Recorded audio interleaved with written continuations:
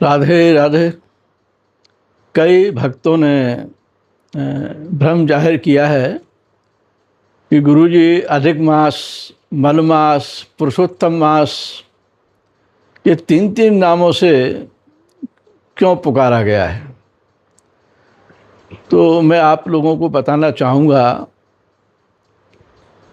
कि जो गणना है, वर्ष की जो गणना की जाती है, मूलतः सूर्य और चंद्र इनकी गति पर आधारित होती है।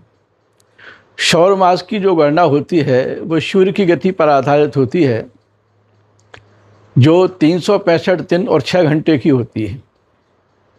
जबकि चंद्र की गति, जो हिंदू पंचांग है, वो चंद्र की गति पर संचालित होते हैं और चंद्र की गति के आधार पर वर्ष 354 दिन का होता है।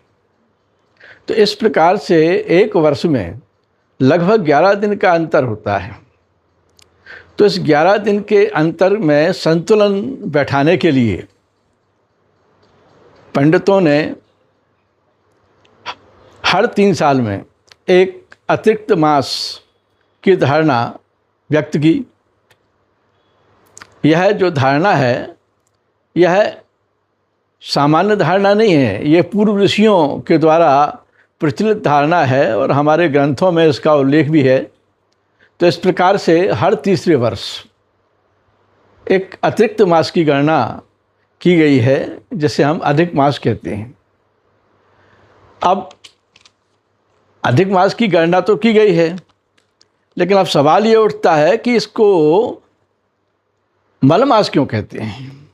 क्या है, ब्रह्म सिद्धांत में कहा गया है यस्मिन मास से ना संक्रांति, यानी जिस मास में सूर्य की संक्रांति नहीं होती है उस मास का कोई मालिक नहीं होता, और मालिक नहीं होने के कारण उसको मलमास कहा गया। मलमास यानी अपवित्र महीना, क्योंकि जिसका कोई मालिक नहीं है।